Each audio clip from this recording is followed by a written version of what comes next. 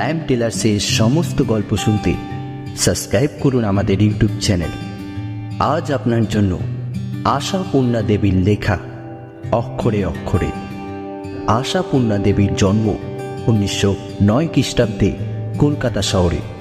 School কলেজে পড়ার সুযোগ না ঘটলেও নিজের অসামান্য সূক্ষ্ম দৃষ্টি, সংবেদনশীলতা ও পরিচিতি সমাজের অভিজ্ঞতার মাধ্যমে তিনি বাংলা সাহিত্যের বিভিন্ন ছোট গল্প সহ উপহার দিয়েছেন।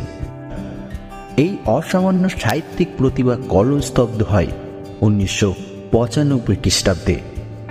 তার আজকের গল্পটি আমরা নিয়েছি আশাপূর্ণা দেবীর আরও 50টি গল্পর সংকলন এই বইটি থেকে। শুরু হচ্ছে আশাপূর্ণা দেবীর লেখা অক্ষরে অক্ষরে।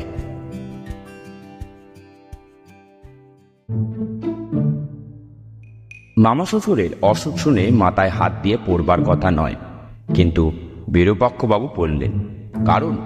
কারণ অসুখ শুনলে আত্মীয় স্বজন দেখতে যাওয়ার নিয়ম। অথচ অবিবেচক মামা শ্বশুর কিনা কলকাতায় হেন শোনার জায়গা থাকতে পড়ে আছেন ভদ্রেশ্বরে। সেইটুকু শুধু বলেছিলেন বিরূপাক্ষ। কিন্তু বিরূপাক্ষর গিন্নি তার উত্তরে শুধু বিরূপই হলেন না, বিরূপাক্ষকে একেবারে বিশ্ব দর্শন করিয়ে ছাড়লেন। আর কলকাতার বাইরে যারা থাকে তারা মানুষ নয় কিনা এ প্রশ্নের উত্তর দেওয়ার বদলে বিরূপাক্ষ ভদ্রেশ্বরে যাওয়াই ঠিক করে ফেললেন মানে নিজেকে বিপদের সাগরে ফেললেন। দেখতে যাওয়া মানে যেতে আসতে সমস্তটা দিন, আর তার মানে যে সমস্তটা দিন বাড়ি আলগা পড়ে থাকা, আর তার মানে যথা সর্বস্ব চুরি যাওয়া। পাড়ায় হঠাৎ চুরি চামারিটা বেজায় বেড়েছে বলেই না এত দুর্ভাবনা বেড়েছে বিরূপাক্ষের। দিনে দুপুরে চুরি হচ্ছে। এই সেদিন পাড়ায় সন্তোষবাবুর জুতো জোড়াটা গেল। হতবাগা চোরটা মুচি সেজে এসে জুতোটায় তালি দিতে বসেছিল। ও হরি, হঠাৎ এক সময় হাওয়া। তারপর তোমার গিয়ে গিরিঞ্চি বাবুর সাদের সিল্কের লুঙ্গিটা, চোর বেটা কিনা চাকর সেজে এসে লুঙ্গিটার চক্ষুদান করল। আর ভজহরি বাবুর কথা তো বলেই কাজেই নেই। ধৃত চোর জ্ঞাতির নাতি সেজে এসে পেট মোটা করে খেয়ে মেখে গল্পগাছা করে ভজহরিবাবুর পকেট থেকে পেট মোটা মানিব্যাগটা সে লোপাট করে নিয়ে গেল। ভজহরিবাবু বলেন, সত্যি নাতি? বিরূপাক্ষ সে কথা বিশ্বাস করেন না। কখনো সত্যি নয়। নাতি কখনো এমন হাতি হয়ে উঠতে পারে? নিঘাত সাজা নাতি। ভজহরি কি নিত্যি দেশে গিয়ে জ্ঞাতি নাতিদের চাঁদ মুখগুলি চিনে আসছেন?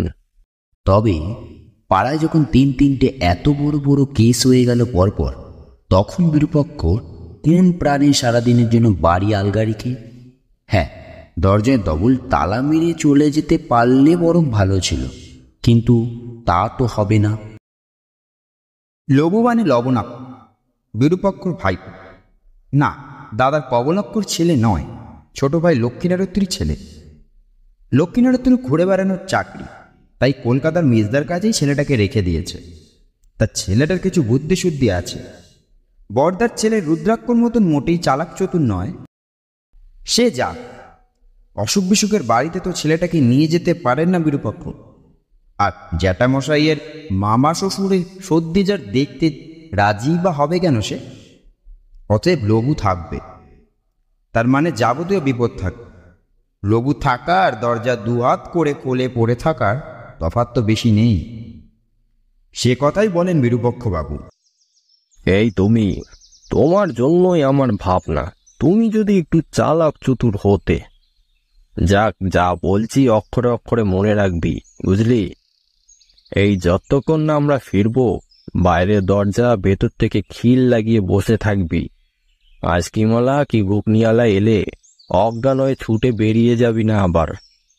আর কেউ যদি কিছু সেজে আসে, মোটে আমল দিবি না। মুচি সেজে কি চাকর সেজে কি আত্মীয় সেজে আসতে পারে লোকে, তুই বলবি মাপ করবেন, বাড়িতে কেউ নেই, দরজা খুলবো না। লবণাক্ষ বলে, বাহ, আমি তো থাকবো। বাড়িতে কেউ নেই বললে মিথ্যে কথা বলা হবে না? না, হবে না। তুমি এমন একটা কেউ কেটা নও যে কেউ নেই বললে মহাপাতক হবে। লবু লবণাক্ষ গলায় বলে, আচ্ছা বেশ। তাহলে মনে থাকবে? যা বললাম অক্ষরে অক্ষরে মনে থাকবে? তা আর বলতে, এতবার বলছো। আচ্ছা বল তো, কি কি করবি? কি? লবণাক্ষ জ্যাঠার দিকে সরল কটাক্ষ করে বলে, একলা থাকছি বলে ভয় পাবো না। সারাদিন গল্পের বই পড়বো না, জানলা দিয়ে ফেরিওয়ালা ডেকে কলের আর বিষ কিনে খাবো না, সারাদিন শুয়ে শুয়ে পা নাচাবো না, ঘরময় ডিগবাজি খেয়ে চেয়ার টেবিল আর সেই ফুলদানি ভাঙবো না। হয়েছে, বুঝেছি, সবই মনে আছে তোমার, শুধু আসলটাই নেই। আসলটা? লবণাক্ষ বলে, ও হ্যাঁ, তা মনে আছে। কেউ কিছু সেজে এলে তাকে দরজা খুলবো না। হ্যাঁ, মাথা খুঁড়ে ফেললেও না, বুঝলি? দুর্গা দুর্গা। এতক্ষণে নিশ্চিন্ত হয়ে বিরূপাক্ষ দুর্গা বলে বেরিয়ে পড়তে পারে। ট্রেনের সময়ের একটু আগেই যেতে হবে, রোগী দেখতে যাবা, কিছু ফলটল কিনে নিতে হবে তো। জ্যাঠা জেঠি বেরাবার মাত্রই লবণাক্ষ প্রথমটা সারা ঘরে প্রবল একটা উল্লাসধ্বনি করে গোটা কটক ডিগবাজি খেয়ে নেয়। তারপর খানিকক্ষণ বিছানায় শুয়ে পা নাচায়। তারপর সদর দরজাটা দু হাত করে খুলে রেখে গিয়ে আনা আশ থেকে ডাল মুঠো কিনে আনে। তারপর সেই মুঠের ঠোঙা মুঠোর কাছে নিয়ে এক বোঝা গল্পের বই নিয়ে শুয়ে পড়ে। আহ, লবুর জীবনে আর কবে এমন নিশ্চিত স্বাধীনতা এসেছে? না, কখনো আসেনি।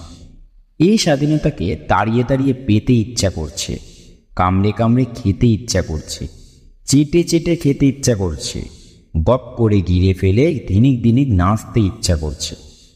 বিরূপাক্ষর বিষমবাতিকের জ্বালায় বেচারা লবুর জীবন মহানিশা।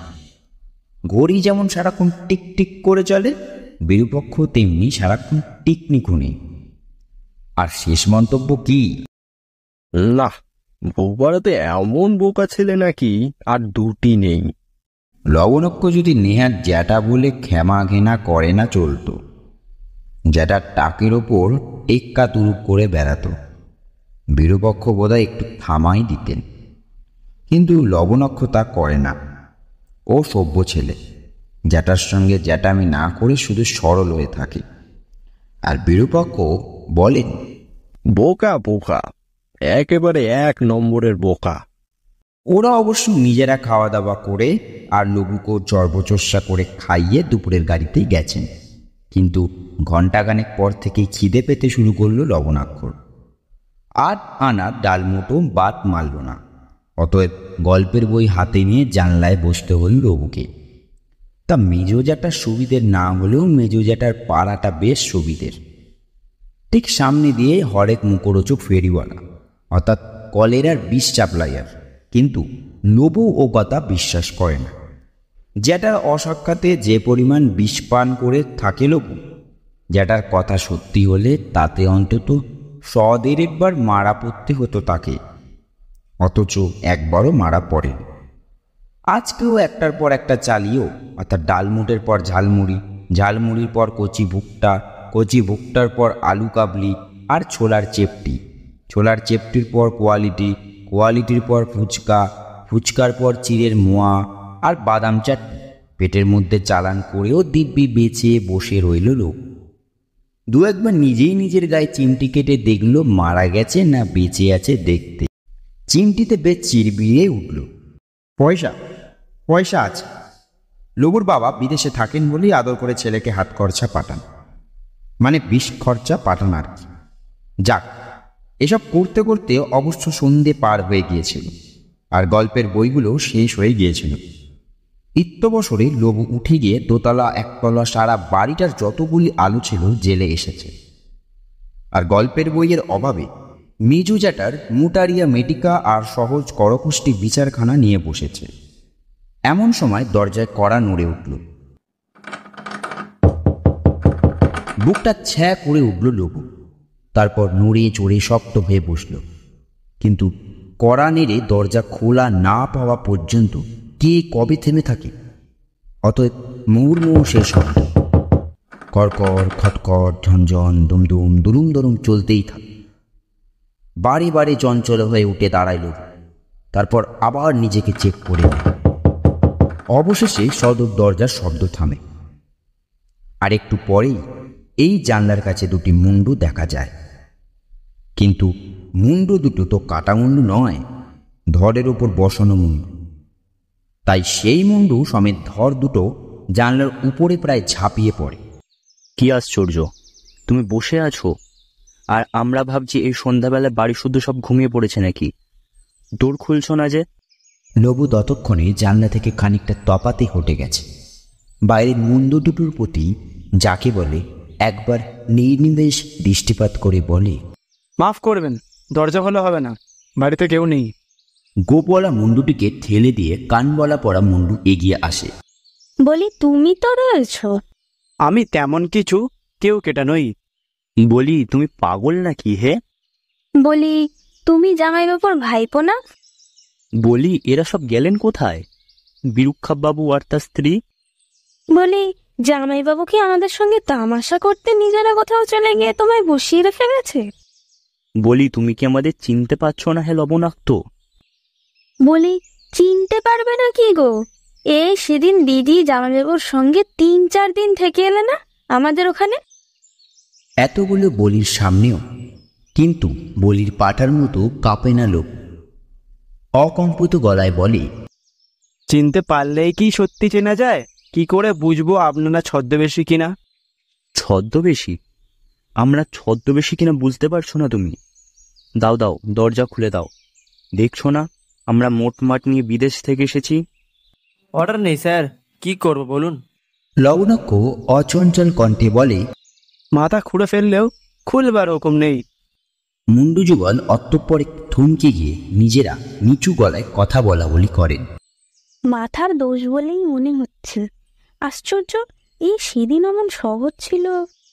শয়তান অবশ্য খুব ছিল, তা হোক, পাগল ছিল না। কিন্তু বিরুক্ষাবাবুরা গেলেন কোথায়? সেটাই তো বুঝতে পারছি না। চিঠি দিয়ে এলাম। চিঠি পাননি বোধ হয়। না পাবেন কেন? আমি নিজে হাতে ঠিকানা লিখেছি। কাল না পেয়ে থাকেন, আজ সকালেও পেয়েছেন। আর একবার খোসামত করে দেখবো ছোড়াকে। দেখো। গোফওয়ালার জানলায় গড়াদের নাক চেপটে বলেন, ওহে লবণাক্ত, আর বিরক্ত করো না বাপ, দরজা খুলে দাও। দেখছো তো অবস্থা, স্টেশন থেকে সোজা এসেছি। আগে কি করব? আমি নিরুপায়। কি আশ্চর্য, তোমার জ্যাঠা কি বলে গেছেন তোমায় বলো তো শুনি। আগে দরজা না খুলতে। বুঝেছি, মানে কলকাতা শহর তো, রাত দিন চোর জুয়াচোরের রেলা, তাই। লবু মহা উৎসবে বলে, হ্যাঁ ঠিক ওই জন্যই। কিন্তু আমরা বাপু চোরও নই, জুয়াচোরও নই। আগে নন, তার প্রমাণ কি? লোকে বলে নাতি সেজে। কি বললি রে বেয়ারা ছেলে? কানবালা আর সহ্য করতে পারে না, বলে, পাগল ছাগলের মতো কথা তো কিছু দেখছি না। আমরা চোর জোচ্চোর নয়, তার প্রমাণ দেখাতে হবে। বলে গেছে কোথায় তারা? লবু স্থির স্বরে বলে, সর্দি জ্বর দেখতে। সর্দি জ্বর দেখতে? সর্দি জ্বরের এক্সিবিশন হচ্ছে নাকি কোথাও? হতে পারে, অত জিজ্ঞেস করিনি। গোপ বলেন, তা নয়, খুব সম্ভবত সর্দি জ্বর বলে কোনো সিনেমা উঠেছে। সেবারে যেমন টনসিল উঠেছিল, সে যাগ্গে কোন হলে তাই বরং জেনে নি। ও বাবা লবণাক্ত জবক্ষর, সে সর্দি জ্বরটা হচ্ছে কোথায়? অত জানি না, শুনেছিলাম ট্রেনে করে যেতে হবে। ট্রেনে? ট্রেনে চেপে সিনেমা? দিদি জামাইবাবুর দেখছি বুড়ো বয়সে বেশ শখ বেড়েছে। কলকাতার লোক ট্রেনে চেপে সিনেমা? আচ্ছা যাকগে, তুমি বাবা দরজাটা একটু খোলো দেখি, আমরা ঢুকি। চেঁচামেচিতে রাস্তায় লোক জড়ো হয়ে গেল। আমায় মাফ করবেন। গোপওয়ালা এবার তেরে আসে। তোমায় মাপ করব? তোমায় মেপে উঠবার মতো গজ ফিরতে সৃষ্টি হয়েছে পৃথিবীতে? ওহ কি বিচ্ছু, কি বিচ্ছু! যাক, হয়েছে তো তোমার, মিটেছে তো শখ দিদির বাড়ি আসার। নাও চলো, এখনো ফিরতি ট্রেন পাওয়া যাবে, আসানসোলের সব গাড়ি দাঁড়ায়। গট গট করে ফিরে যান ওরা মোটো মাতার মুটোটাকে ইশারা করে। এখানে দাঁড়িয়ে ট্যাক্সি ডাকরাও রুচি নেই আর। সত্যি রাস্তায় লোক জড়ো হয়ে গেছে। এর ঘণ্টাখানেক পরেই বিরুপক্ষরা আসেন। সেই হাওড়া স্টেশন থেকে আসেন। যেখানে বিরূপক্ষ তাদের শালি আর ভাইরা ভাই ওয়েটিং রুমে বসে। বিরূপক্ষ প্রসন্ন মনে বলেন, যা, তুই তাহলে জেগে আছিস। আমার ভাবনা হচ্ছিল ঘুমিয়ে টুমিয়ে পড়লি নাকি। ঘুমিয়ে? লবণাক্ষ উদাস হাসি এসে বলে, পাড়াশুদ্ধ বাড়ির লোক ঘুমিয়েছে কিনা সন্দেহ। কেন কেন, কি হয়েছে? কোথায় কি হয়েছে? কোথাও নয়, এইখানেই, ওই জানলার নিচে। বলি, ব্যাপার কি? সেই ব্যাপার, ছদ্মবেশ। ছদ্মবেশ? হ্যাঁ, ছদ্মবেশী আত্মীয়, মানে আত্মীয় বেশি দূরাত্মা বলে দৌড় খুলে দাও। বিরূপক্ষ বসে পড়ে বলেন, তারপর আর কি, তারাও ছাড়বে না, আমিও খুলব না। রাস্তায় লোক জড়ো হয়ে গেল। বিরূপক্ষ গিন্নি পাখার স্পিড বাড়িয়ে রুদ্ধশ্বাসে বলেন, তার মানে অনেক লোক নাকি? দুজনেই 200 জন। ওহ, এই গোফ, এই গরুর গাড়ির চাকার মতো মাকড়ি, আর কি মেজাজ, হাতে শাবল থাকলে ঠিক দরজা ভাঙত। বিরূপক্ষ বলে ওঠেন, দুর্গা দুর্গা, তারা তারা, ভাগ্যিস ছিল না। ও লবারে, দেখছিস তো কেন অত টিকটিক করি, কেন অত পই পই করে বলে গিয়েছিলাম। তুই তাহলে কিছুতেই খুলে দিলি না? পাগল, তাই কখনো দি? যখন মেজাজ নরম করে তোয়াজ করছিল তখন মনটা একটু টলেছিল, সামনে নিলাম। তা বলছিল কি? এই যে তোমরা কোথায় গেছো, কেন গেছো, কখন আসবে? সর্বনাশ করেছে, অন্দি সন্ধি সব জেনে নিচ্ছিল। সত্যি কথা বলে ফেলিসনি তো? পাগল হয়েছো? আমি তেমনি ছেলে। শেষ পর্যন্ত কি করলো? চলে গেল। লবণাক্ষ একটু আত্মপ্রসাদের হাসি এসে বলে গেল, ছেলে নয় তো, বিচ্ছু। ওরে আমার সোনার চাঁদ, আমি বলবো ছেলে নয় তো মিষ্টি, কেলে মিষ্টি কুটলে ছুরি, এমন ছেলে। ও, কি তোমার আবার কি হলো? বিরূপক্ষর গিন্নি পানের বিষম খেয়েছে, কথা বলবার চেষ্টা করেছে, পাচ্ছেন না, খক খক করে সাড়া হচ্ছেন। অনেকক্ষণ পরে জল খেয়ে মাথার জল থাপড়িয়ে বলেন, মাকড়ি কি? বিরূপক্ষ বলে ওঠেন, মাকড়ি কি? লেবু যে বললো চোরের নাকি ইয়া গোফ, আর কানে ইয়া মাকড়ি। আরে না না, একজনের নাকে আর একজনের কানে। মেয়ে পুরুষ দুজন? হ্যাঁ রে, তারা বললো কি? যা বলবার তাই বলল। ভেবেছিল আমায় ভোলাবে, বুঝলে জেঠি, তোমার সেই আসানসোলের বোন আর বোনের বর সেজে এসেছিল। তবে আর বলছি কি, আমায় সে কত মিনতি, লবু তুমি আমাদের কত দেখেছো। বলিস কি? কিরকম দেখতে? আরো একবার বিষম খান বিরূপক্ষর গিন্নি। কাশি থামলে লবু বলে, ঠিক অবিকল, তোমার বোন অগ্নিপতির মতন দেখতে। ওরে সর্বনেশে ছেলে, তুমি তাদের দাঁড়িয়েছ, আমার মাথা খেয়েছো তুমি। তারা দরজা ভাঙছিল, তবু তুমি দরজা আটকে। ওগো, আমি এ বিচ্ছুকে নিয়ে কি করে? আবার মাথায় জল, আবার জল গ্রহণ। কথা বলার আর ক্ষমতা নেই বিরূপক্ষর গিন্নির। বিরূপক্ষ প্রথমেই বলেছিলেন, আহা, অতই বা হাঁপসে পড়ছো কেন? সত্যি ছদ্মবেশী কিনা প্রমাণ তো হয়নি। কথায় বলে খলের জলে অভাব হয় না, হয়তো মেকআপের জোরে। কিন্তু এখন আর বলছেন না। জানলার নিচে দুপুরের ডাকি আসা যে পোস্ট কার্ডখানা পড়েছিল তাতেই সন্দেহভাজনের ব্যবস্থা, তাতেই লেখা আছে, দিদি, আমরা কয়েকদিনের জন্য কলকাতায় যাচ্ছি, তোমার ওখানেই উঠব। তবু লবণাক্ষকে দোষ দেবার কিছু নেই। পুঞ্জ জ্যাঠামশাইয়ের বাক্য অক্ষরে অক্ষরে পালন করেছে সে। পৃথিবীতে যদি ন্যায় বিচার বলে কিছু থাকতো, ইতিহাসের ক্যাসবিয়াঙ্কার পাশে নাম থাকতো তার। কিন্তু হতভাগা পৃথিবীতে ন্যায় বিচার কোথায়? অন্তত লবু তো দেখতে পায় না।